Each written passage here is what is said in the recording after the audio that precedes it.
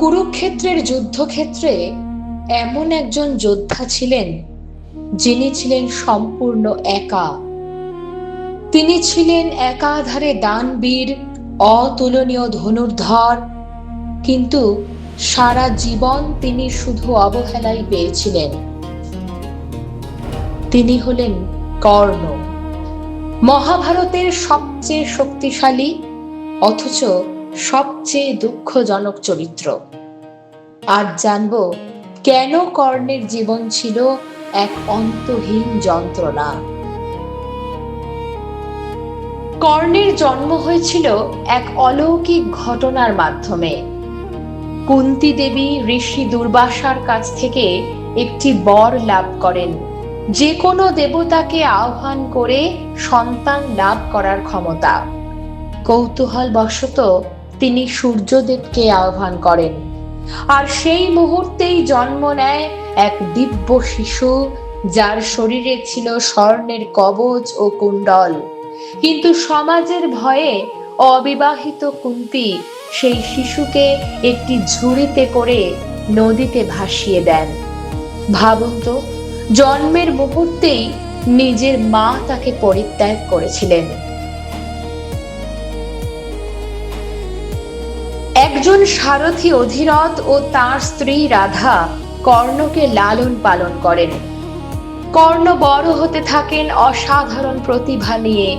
তিনি চেয়েছিলেন বিশ্বের শ্রেষ্ঠ যোদ্ধা হতে, কিন্তু সমাজ তাকে কখনো গ্রহণ করেনি, কারণ সবাই তাকে বলতো সুতপুত্র। একদিন গুরু দ্রোণাচার্যের অস্ত্র প্রশিক্ষণ ক্ষেত্রে কর্ণ অর্জুনকে সরাসরি প্রতিদ্বন্দ্বিতায় আহ্বান জানান, কিন্তু তার বংশ পরিচয় জানার পর সকলেই তাকে অপমান করতে শুরু করে। ঠিক সেই মুহূর্তে একজন মানুষ তার পাশে দাঁড়িয়েছিলেন। তিনি হলেন দুর্যোধন। তিনি কর্ণকে অঙ্গরাজ্যের রাজা বানিয়ে বলেন, আজ থেকে তুমি রাজা। সেই দিন থেকেই কর্ণ নিজের জীবন উৎসর্গ করেন দুর্যোধনের বন্ধুত্বের জন্য। কর্ণ জানতেন না, যাদের বিরুদ্ধে তিনি যুদ্ধ করছেন তারাই তার নিজের ভাই। পাণ্ডবরা ছিল তার রক্তের সম্পর্ক। যুদ্ধের আগে কুন্তী কর্ণকে আসল সত্যটা জানান। তিনি বলেন, তুমি আমার জ্যেষ্ঠ পুত্র। কিন্তু তখন অনেক দেরি হয়ে গেছে। কর্ণ শুধু একটি কথা বলেন, মা, আজ তুমি আমাকে চাইছো, কিন্তু যখন পৃথিবী আমাকে অপমান করেছিল তখন তুমি কোথায় ছিলে? কর্ণ জন্মসূত্রেই সূর্যদেবের দেওয়া দিব্য কবচ ও কুণ্ডল নিয়ে জন্মেছিলেন। এগুলো তাকে প্রায় অজেয় করে তুলেছিল। কুরুক্ষেত্র যুদ্ধের আগে দেবরাজ ইন্দ্র বুঝতে পারেন, এই কবচ কুণ্ডল থাকলে অর্জুন কখনো কর্ণকে পরাজিত করতে পারবে না। তাই ইন্দ্র এক ব্রাহ্মণের ছদ্মবেশে কর্ণের কাছে এসে সেই কবচ কুণ্ডল ভিক্ষা চান। কর্ণ তখনই বুঝে গিয়েছিলেন এই ব্রাহ্মণ আসলে ইন্দ্র, আর কবচ কুণ্ডল দান মানে নিজের মৃত্যুকে ডেকে আনা।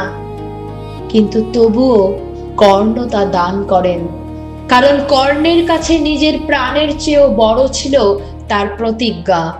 তিনি কখনো কোনো ভিক্ষুককে খালি হাতে ফিরিয়ে দেবেন না। এছাড়াও কর্ণ চেয়েছিলেন সারা পৃথিবী তাকে একজন মহান দানবীর হিসেবেই মনে রাখুক, শুধু একজন যোদ্ধা হিসেবে নয়। কুরুক্ষেত্রের যুদ্ধে কর্ণ ও অর্জুন মুখোমুখি হন। সেই সময়ে অভিশাপের কারণে কর্ণের রথের চাকা মাটিতে আটকে যায়। তিনি যুদ্ধ থামিয়ে চাকা তুলতে যান, আর ঠিক তখনই শ্রীকৃষ্ণ অর্জুনকে বলেন আক্রমণ করতে।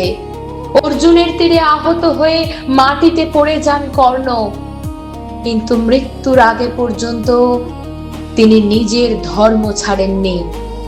কর্ণ হয়তো যুদ্ধে হেরেছিলেন, কিন্তু মানুষের হৃদয়ে তিনি আজও এক অমর যোদ্ধা।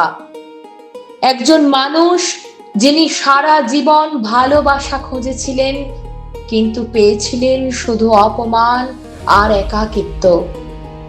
এই কারণেই মহাভারতের সবচেয়ে দুঃখজনক চরিত্র বলা হয় কর্ণকে। ধন্যবাদ। ভিডিওটি যদি ভালো লেগে থাকে তাহলে লাইক, শেয়ার আর আমাদের চ্যানেলটিকে সাবস্ক্রাইব করতে ভুলবেন না।